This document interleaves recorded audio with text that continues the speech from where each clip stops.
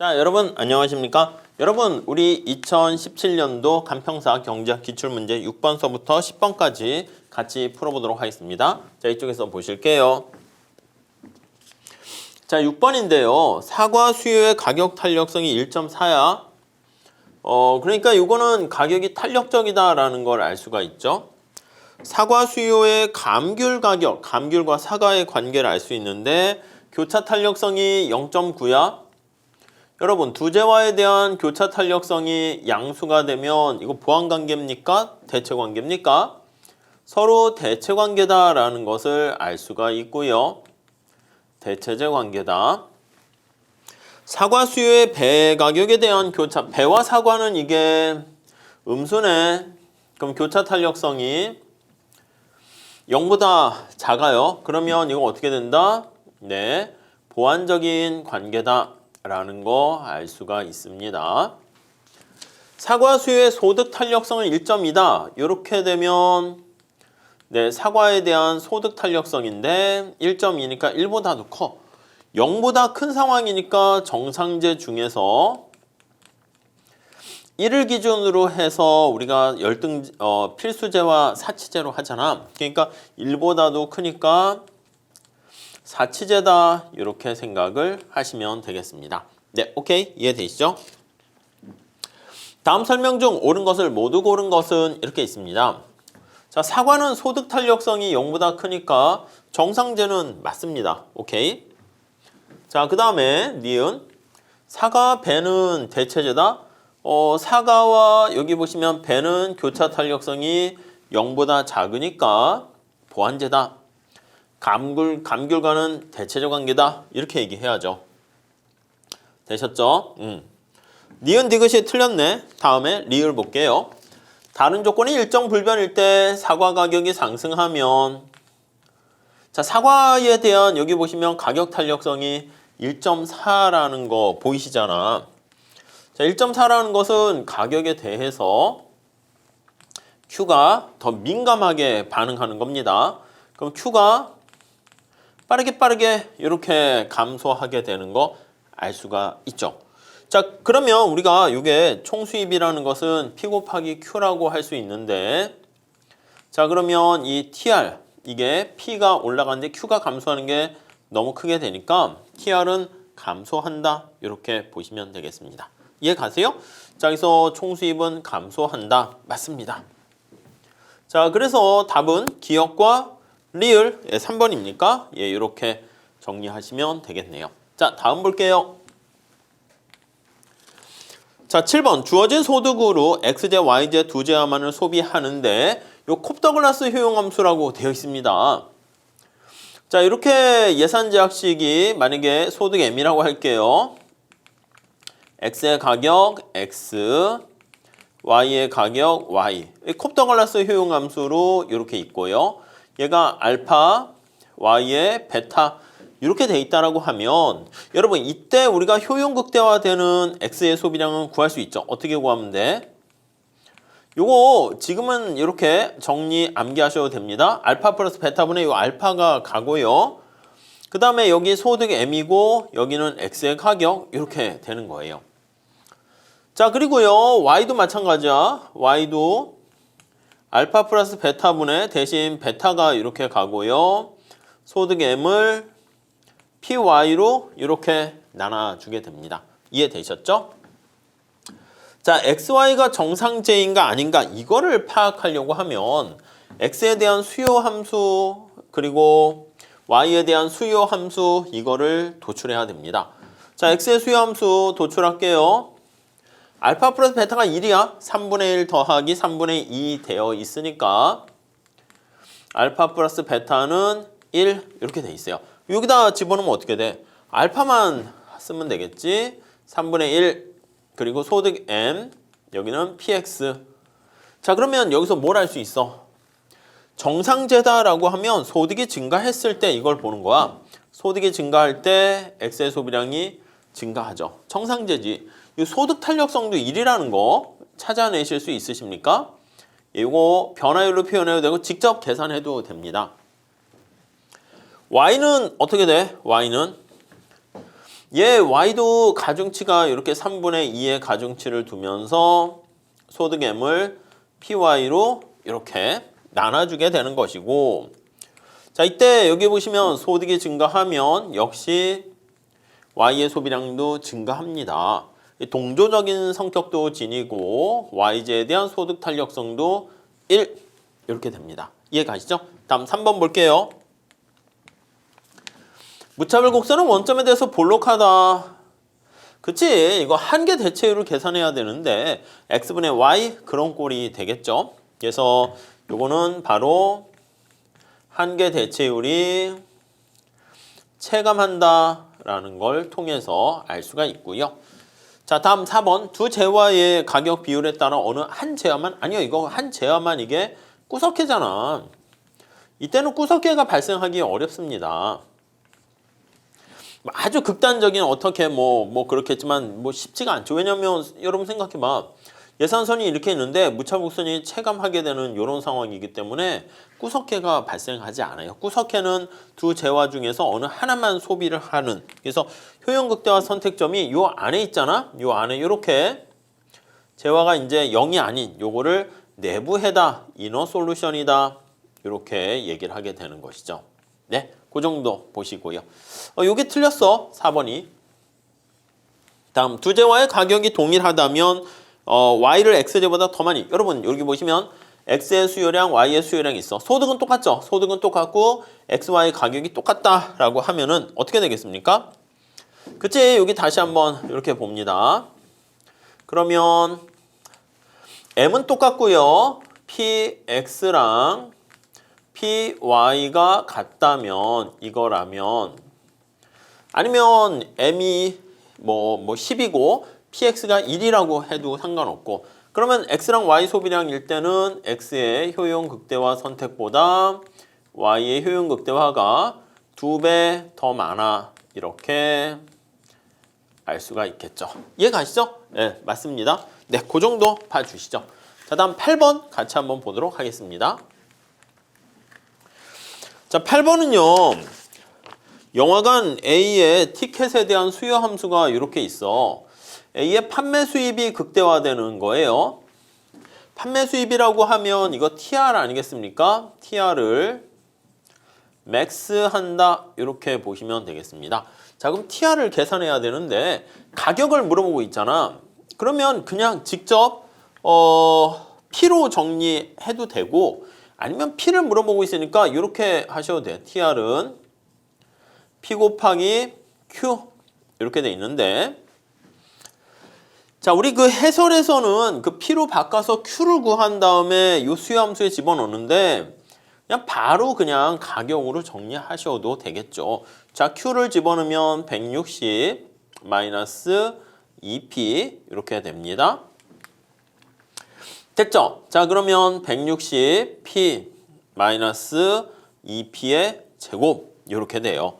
자, 그러면 여기 TR을 극대화하는 가격을 찾습니다. 우리가 요거 Q를 찾을 수도 있어. 이렇게 표현하는 거 많이 보셨죠? 아니면 이걸 옆에다 표현하기도 합니다. P를 요거에다 놓고 TR 이렇게 하면 이렇게 되는 거를 나타내기도 해요. 이렇게. 관심사가 되는 변수 두 개 간의 관계를 놓고 보는 겁니다. 자, 요거 미분해서 제로로 놓으면 되죠. 요거. 자, 어떻게 하면 돼? 자, P로 미분을 하면 됩니다. TR 이렇게. 제로 이렇게 놓으면 160 마이너스 4P 이렇게 되는 거죠. 그럼 P는 어떻게 돼? P는 40 이렇게 되는 거야. 그래서 여기가 40일 때가 바로 총수입이 극대다라고 보시면 되겠습니다. 답은 이렇게 보셔도 돼요. 그러니까 해설에는 그냥 우리가 익숙하게 그냥 Q에 대한 함수로 나타내서 이 Q 값을 계산하고 그 Q 값을 수요 함수 값에다가 대입을 했는데 그냥 다이렉트리 푸셔도 되죠. 뭐 아시겠죠? 자, 다음 볼게요. 자, 가격 경쟁을 하는 베르트랑 가격 경쟁 모형이죠. 한 개병은 각각 빵이래. 두 기업이 있는데 각 기업의 수요 함수가 같을 때, 이거는 지금 똑같잖아. 이번엔 대칭돼 있잖아. 그러니까 약간 난이도가 조금 대칭되지 않을 때가 좀 어려운 겁니다. 자, 그래서 여기 보시면 기업 1이 있고 기업 2가 이렇게 있습니다. 자, 이윤함수를 써야 될 것 같은데, 자, 기업 1의 이윤은 어떻게 돼요? 기업 1의 이윤함수는 TR1에서 TC1 이렇게 빼면 되는데 한계 비용이 빵이고요. 고정 비용은 없다라고 그냥 상정을 하고 얘기를 해요. 그러니까 원래는 설명을 해줘야 되는데 그냥 뭐 그러려니 하시죠. 자, 그러면 여기 TR1은 어떻게 됩니까 하면, 야, 너 가격 얼마 책정했는데 여기 Q는 어떻게 됐니? 이렇게 보시면 되겠습니다. 자, 그런데 이게 베르트랑 균형이기 때문에 요거는 서로 가격을 전략 변수로 싸우는 거야. 이해 가십니까? 자, 그러면 요거를요 우리가 P에 대한 함수로 표현을 해줘야죠. 요거 P에 대한 함수로 표현하면 P1, 자, Q1이 여기 있잖아. 이 두제와는 지금 대체 관계인 거 아십니까? P2가 올라가면 P1이 올라가잖아. 교차 탄력성이 플러스잖아요. 자, 그래서 요거 30 마이너스 P1 플러스 P2 이렇게 됩니다. 그냥 이렇게 쭉 정리하세요. 전개해도 얼마 시간 안 걸려요. 30 P1 마이너스 P1의 제곱 플러스 P2 P1 이렇게 됐죠. 자, 이윤을 한번 볼게요. P1으로 미분을 하는 거야. 파이 1을 미분해서 제로로 놓으면 이게 바로 우리는 그쵸, 우리가 상대방의 가격 전략에 대해서 어떻게 반응했는가를 나타내는 반응 곡선을 구할 수 있습니다. 자, 그 P1으로 미분하면 30 마이너스 이 P1, 요거 P1으로 미분하면 P2 이렇게 돼요. 자, 그러면 이거를 P1으로 정리를 하는 겁니다. 그래서 P1으로 정리를 하면 이 P1 넘어가잖아. 그러면 그냥 2로 나눠줄게요. 30 플러스 P2 이렇게 됩니다. 이해 가시죠? 자, 그러면 이게 대칭되어 있기 때문에 마찬가지로 P2도 반응 곡선 구하면 이거 P1에 대한 함수가 되는 거야. 그럼 역시 30 플러스 P1의 2 이렇게 됩니다. 자, 이거 우리가 그림을 만약에 그리면 이게 P1이고 얘가 P2잖아. 그래서 이렇게 두 개 간의 반응 곡선을 여기다 표현을 합니다. 자, P2로 돼 있으니까 2분의 1이고 30 이렇게 돼 있는 거잖아요. 그러면 P1이 빵일 때 15 이렇게 돼 있고 기울기는 2분의 1의 기울기로 우상향하는 직선이 되겠죠. 이렇게 돼 있습니다. 자, P2니까 기업 2의 반응 곡선 이렇게 보시면 되겠고 기업 1의 반응 곡선은 어떻게 돼요? P2가 제로가 되면 얘는 15 이렇게 되니까 여기서 15 이렇게 되는 것이고요. 그 다음에 요거 어떻게 돼? 그치, 요거 P2로 정리해야 되냐? P2는 얘가 넘어가니까 기울기 2 기울기가 돼서 그림이 좀 그런데 이렇게 되는 거 알 수가 있습니다. 자, 그러면 얘가 기업 1의 반응 함수, 반응 곡선 이렇게 되는 것이죠. 두 개 같게 놓고 푸시면 돼. 그래서 얘를 여기다 대입을 하세요. 뭐 계산하는 게 좀 그럴 수는 있는데 아니면 우선 대칭됐으니까 값을 찾으면 20, 30, 40 요게 정답이라는 걸 살짝 눈치챌 수가 있을 거야. 여기도 15고요. 자, 그러면 이제 그때 대략 30을 집어넣어 볼게요. 30 집어넣으면 2분의 60에서 30 여기도 30 이렇게 되는 거니까 약간 그러니까 실제 계산해야 되는데 두 개 값이 똑같게 될 거다라는 걸 알 수가 있고요. 그러면 그냥 약간 눈치로 해가지고 이렇게 30, 30 이렇게 하시면 되겠습니다. 이게 이제 베르트랑 균형하에서 반응 곡선을 이용한 최적 선택이다 라고 정리를 하시면 되겠네요. 네, 이해 가시겠죠? 자, 그 정도 정리하시죠. 다음 10번 한번 풀어볼게요. 10번은요. 어느 마을의 주민들이 염소를 방목할 수 있는 공동의 목초지를 가지고 있습니다. 이 공유지의 비극이라는 거를 살짝 눈치챌 수가 있어요. 그러니까 이게 경합성은 있는데 모두의 소유기 때문에 비배제성이죠. 그래서 공유제 비극. 염소를 방목하여 기를 때 얻는 총수입은 R이 이렇게 있고요. 총수입. 염소 한 마리에 소요되는 비용은 20이다. 만약 개별 주민들이 아무 제한 없이 각자 염소를 목초지에 방목하게 되면 마을 주민들은 X1이 되는 것이고 마을 전체, 여러분 마을 전체에서 이윤극대화를 추구한다라고 하면 우리 알다시피 MR과 MC가 같아지는 점이다 라는 걸 알 수 있습니다. 자, 먼저 여기 보시면 총수입 곡선을 도출해야 돼. TR이라 쓸게요. 그러면 여기 200x-10x의 제곱 이렇게 되는 것이죠. 따라오셨죠? 자, 한계 비용은 20 이렇게 돼 있어. 얘는 MC. 자, 그러면 우리가 한번 요걸 이용해 가지고 여기다가 그림을 이렇게 표현을 해 보도록 하겠습니다. 저기 나와 있는 거 요게 P가 되고 얘가 MR은 2배 가파르게 되고 MC는 이렇게 20 이렇게 돼 있는 거야. MC는 20. 자, 그 다음에 요게 P가 될 텐데 요 P가 바로 뭐냐면 AR입니다. AR. 그러면 요거를 X로 해야겠네. 나눠주게 되면 200-10 X 이렇게 되죠.